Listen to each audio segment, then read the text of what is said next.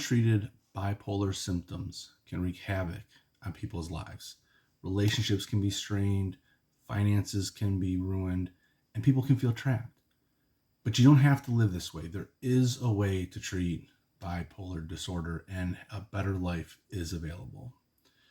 Now, if you haven't subscribed yet, hit the button and the bell below to be notified every time that I post a new video about living with a bipolar condition.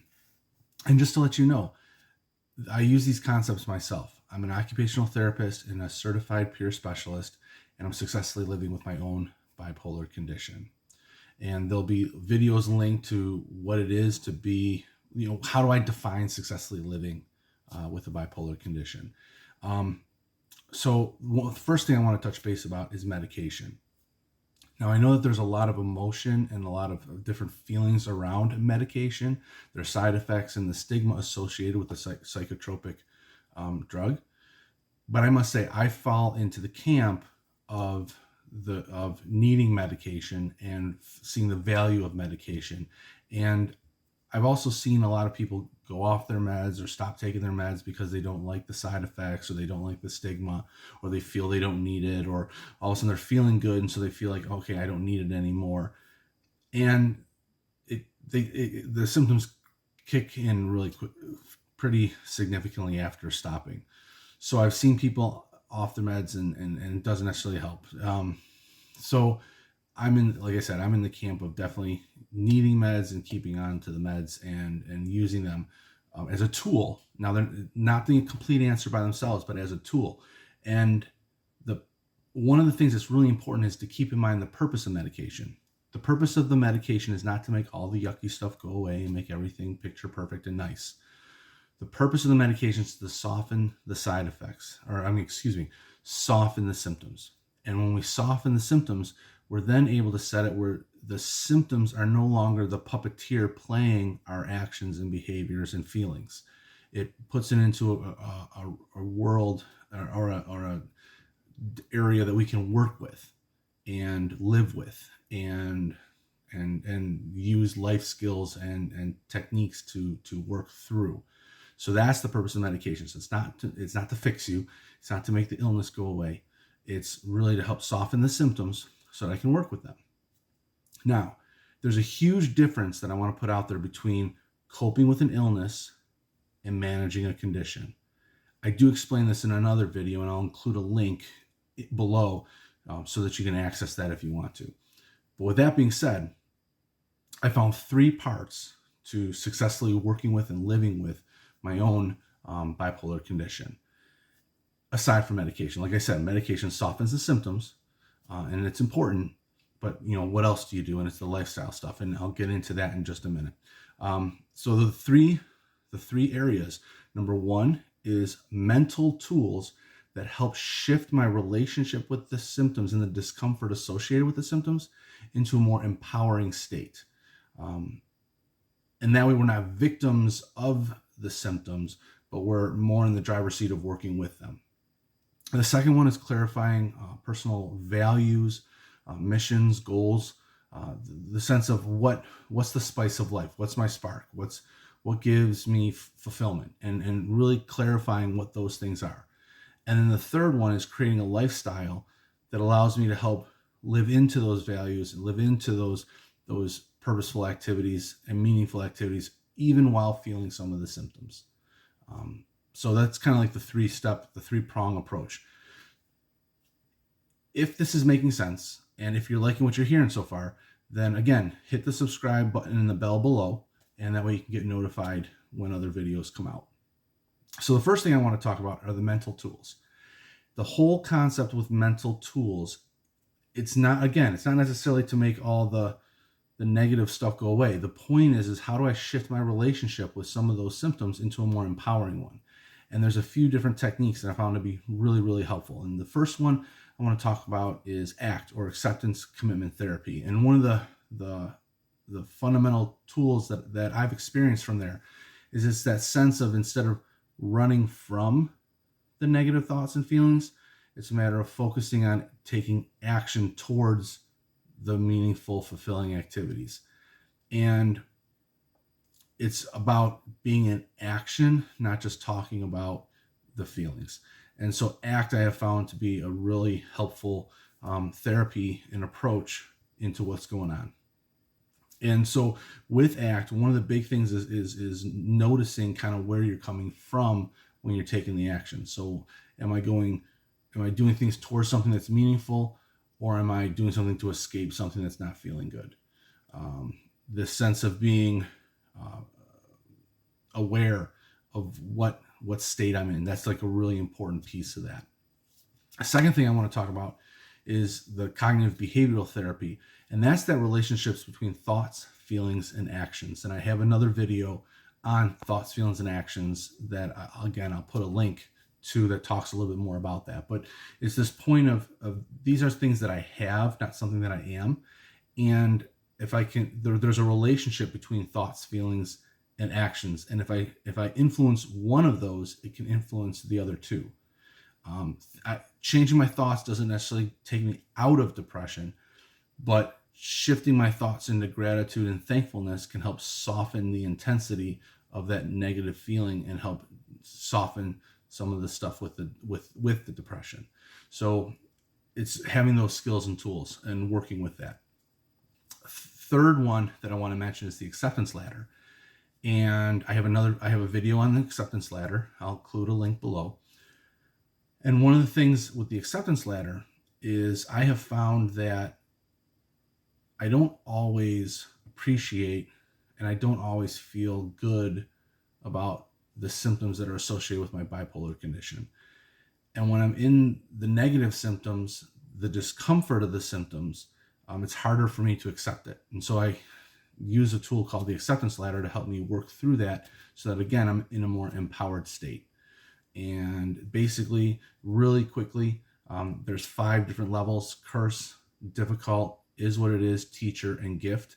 And how do I work through that process to help move me into a more empowered state?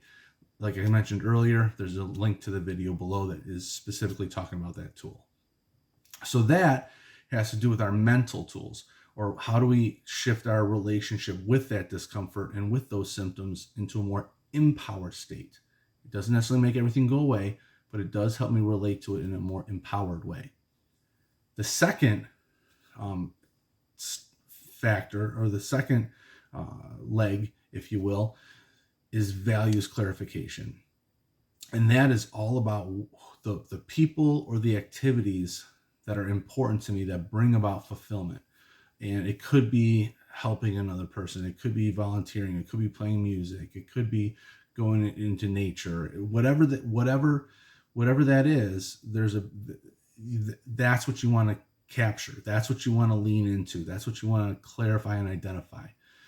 2 things that I just want to put of note. One is there's a website called personalvalue.es, and I'll have a link below to that, and that has a tool, and it's a free tool that I have found that you can use to help clarify what are some of those important values.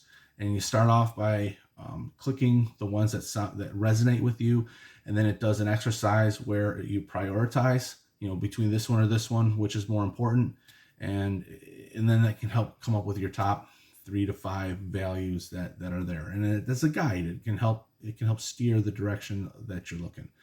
Another one has to do with a personal mission statement, and that has to do Franklin Covey has a website, and I'll put a link into the description below.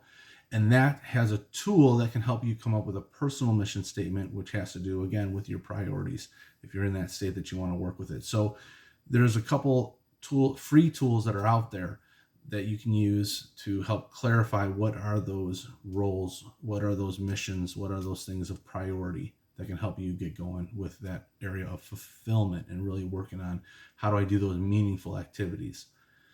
The third leg, if you will, is lifestyle development. And that's how do I structure my life so that I'm taking into account the needs of my condition while still enjoying and engaging in fulfilling activities. One tool that is in that wellness development lifestyle development that I found to be real helpful is the WRAP, which is the Wellness Recovery Action Plan. And one of the things that really talks about is my wellness toolbox, or what are those activities that I can do that helps me be well and stay well, and helps pick me up a little bit if I'm finding that I'm getting a little down, or can help ground me if I'm finding myself getting picked up. So the wellness toolbox is identifying and writing out what are those activities, so that I can have a list to refer to. It's got a few other things in there, like a daily maintenance plan. So what are the everyday activities that I need to do to be well and to help keep me well? So that things like that could be taking a shower, doing 15 minutes of a workout like yoga, going for a walk, whatever getting dressed, whatever it is, that if I can just do this every single day, this helps me be well and stay well. Third component that I have found to be helpful is with finances and having a budget, and actually taking time to get to know what are my expenses. So what's fixed expenses, such as my mortgage, my car insurance, my car payment, my student loans, my electricity, my bills, that kind of a thing. So what are those fixed expenses? And then also understanding what are my variable expenses or discretionary expenses, or ones that I can choose. And those can be like food, clothing, entertainment, gas, like those kinds of expenses. So I can understand which is which. It gives me a chance to separate through bank accounts what money I have to spend. Because if I have everything in one bank account, and I says I have, let's say, $1,000 in that bank account, I think I have $1,000 to spend. When in reality, I have rent and bills and things that come out of that. So I might only really have $100. So if I do my budgeting ahead of time, it gives me a sense on what those expenses are and gives me permission to spend money of what I have. The fourth and final thing I wanted to touch base about was a schedule or a routine. So like going to bed and getting up at roughly the same time every time, that can make a big difference. Putting in what it is that I want to do or I'm trying to do into a daily planner, like a Google Calendar that's on my smartphone, to be able to help out regulating what I need to do, when I need to do it, and help me work through it. Because one of the things that I found is that if I create something, that's easy to do when I'm feeling good. But creating something or figuring something out is difficult when I'm in the fog of depression or anxiety, or even when my thoughts are racing in a hypomanic state. It can be harder to come up with the activities to do and finish the activities to do. But if I already have them established, even if I'm in a fog, I can typically follow through familiar activities and complete familiar activities, even if I'm in a state of mental fog. So those are 4 things with lifestyle development. So like I said, the 3 pillars, if you will, are mental tools, values clarification, and lifestyle development. Those are the 3 things that I found to work with living with a condition versus just trying to cope with symptoms of an illness. Now, if you are looking at that, I do have a free playbook, emotional peace playbook, where I challenge 4 misconceptions around mental health and introduce this 3-step process that I use with my own bipolar condition. And like I said, I'm going to have some video links and to videos and to websites in the description of the video. So there'll be stuff like illness versus condition, thoughts, feelings, and actions, the acceptance ladder, and also the links to the personal values website and Franklin Covey personal mission statement website. So that's going to be some information for you. So hopefully you found this helpful, and if there's anything I can do, you can feel free to contact me, and I'll look forward to seeing you in the next video. Take care and have a good day.